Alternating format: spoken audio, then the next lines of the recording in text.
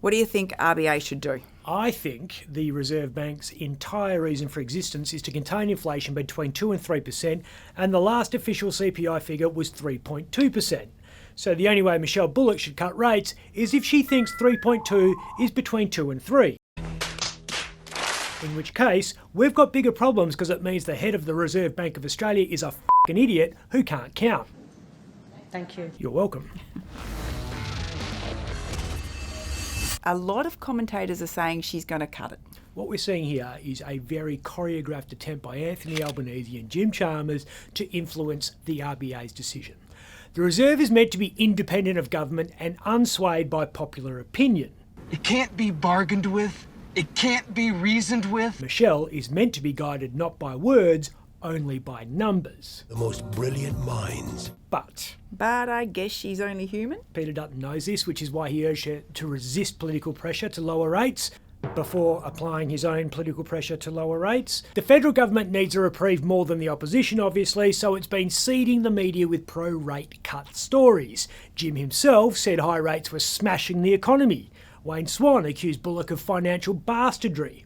Bob Hawke's former economic advisor Ross Garnaut argued for a cut, as did Julia Gillard's former economic advisor Stephen Koukoulas. Are we seeing a pattern here? All Labor-aligned commentators. Because Labor really needs an interest rate win ahead of the election, if only to ensure the Treasurer looks like less of an idiot for saying this at the last federal budget. People should expect to see that one of the consequences of our budget is lower inflation rather than higher inflation. Labor's hoping Michelle Bullock falls victim to groupthink.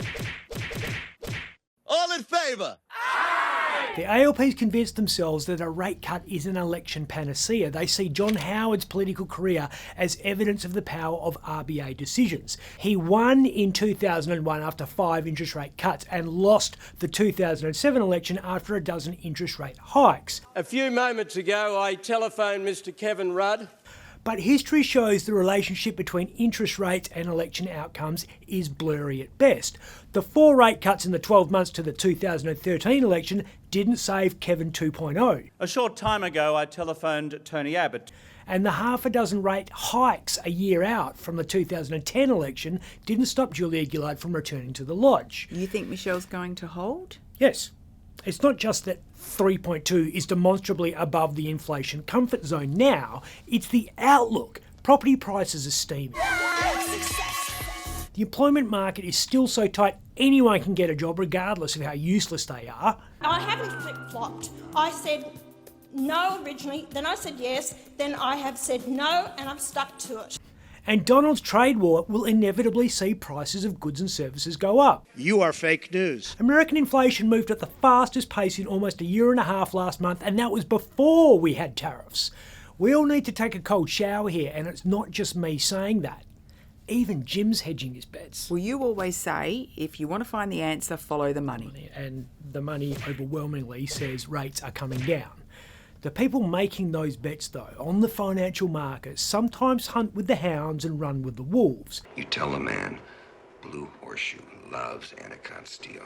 They aren't immune from groupthink either. All right, what's your call, Gordon Gecko? If I knew, I'd be on my super yacht surrounded by supermodels, not here talking to you. But I wouldn't be surprised if on Tuesday morning, when the RBA decision is announced, we might find out that Michelle Bullock is the nay guy. All opposed? Nay. I'm Ben Harvey.